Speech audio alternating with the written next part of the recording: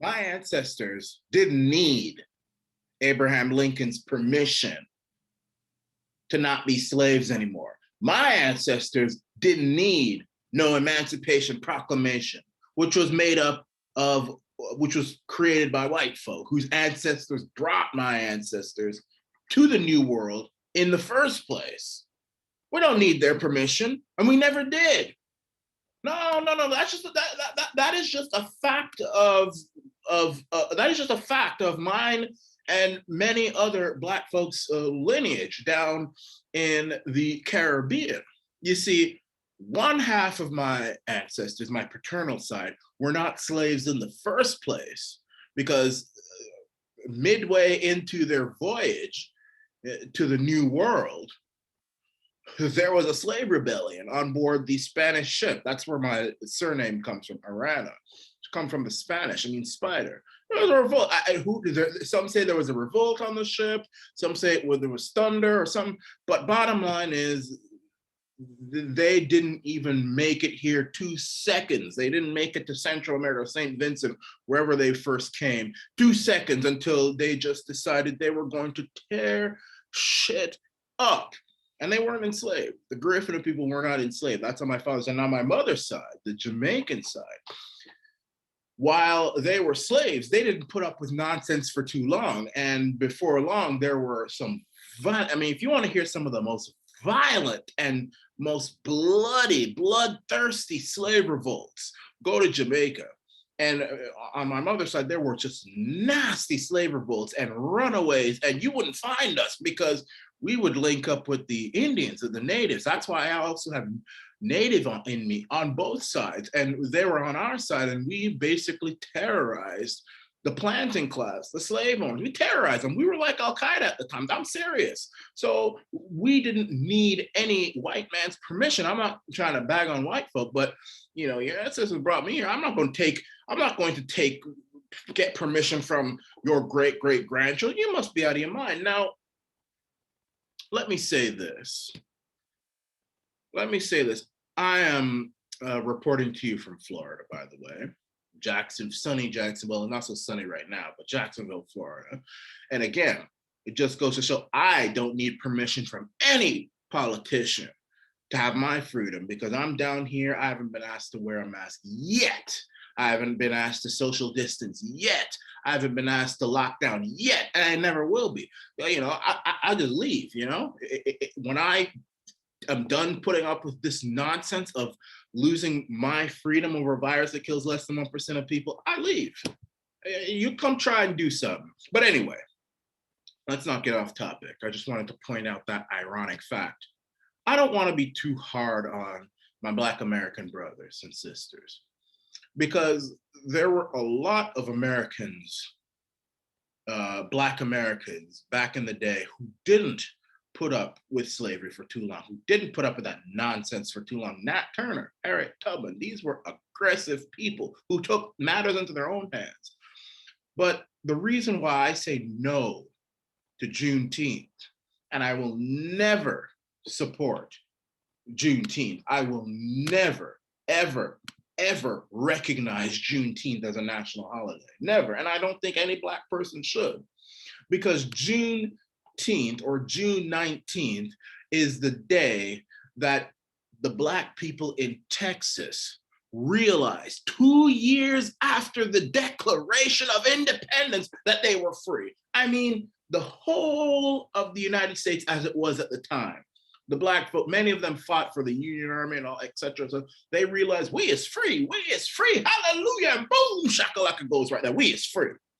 But them fools down there in Texas, and yes, they are. I'm sorry. It may sound harsh, but I'm sorry. Y'all were fools down there in Texas for some reason. First of all, here's my thing. Don't tell me that these guys were trying to survive in America. Because as the old New Hampshire saying goes, give me liberty or give me death. You need to be willing to die. Death is better than slavery, okay? Death is better. And I don't feel that, unfortunately, my American brothers and sisters, really didn't put the pressure on the Americans like like those in the Caribbean did. The pressure was so bad. Slavery was ended in 1814 in the British colonies and 1848 in the French colonies. It took the 1860s.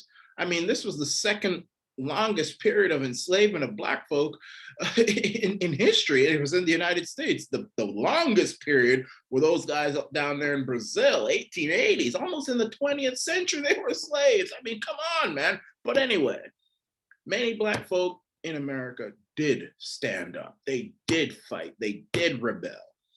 Nat Turner is one of them. He butchered y'all planting owners like there was no tomorrow, and he sold your meat on the black market. I mean, I'm just exaggerating on that point, but I mean, he was vicious. He was vicious, and rightfully so. So I can't be too hard, but I can't celebrate a holiday where my people, a good portion of my people, are celebrating the fact that they stayed in enslavement 2 years after they were supposed to. And June the 19th is the day they just realize, oh, we're free. Oh, okay. That shouldn't be something to celebrate. That should be something to be ashamed of, whether or not they were illiterate or whether or not their masters didn't tell them.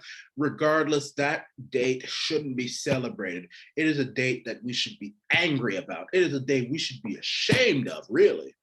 I'm not going to say, I mean, okay, if you want to celebrate the signing of the Emancipation Proclamation, that's fine. But don't celebrate a day. Come on, Black folk. Come on. Come on. I mean, we do some crazy things sometimes, but come on.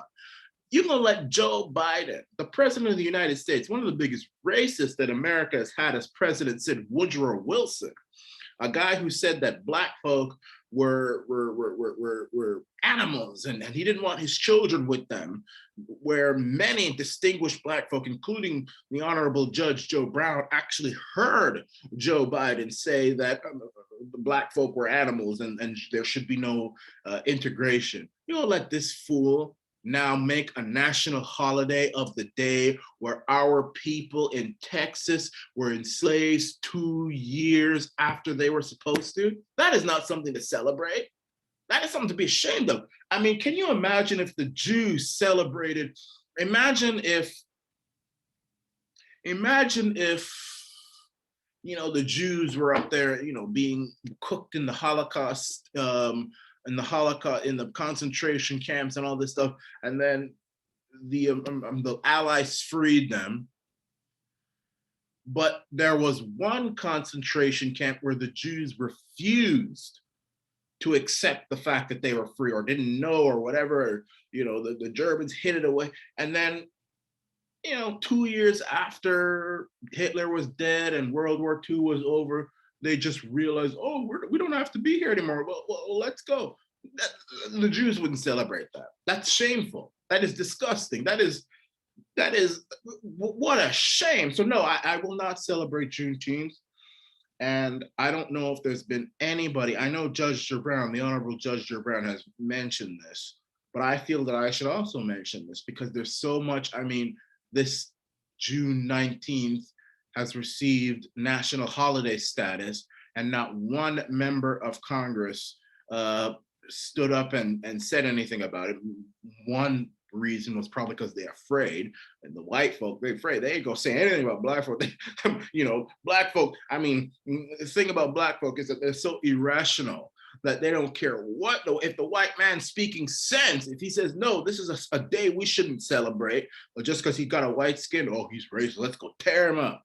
And then of course the Black folk, because the Black folk is just crazy in the Congress. Every Black member of Congress is I don't know if they're on crack or so. I'm not talking necessarily about Rex Scott or anything like that, but Maxine Waters, Clyburn, all them people. You think you're gonna get anything sensible out of those crowds?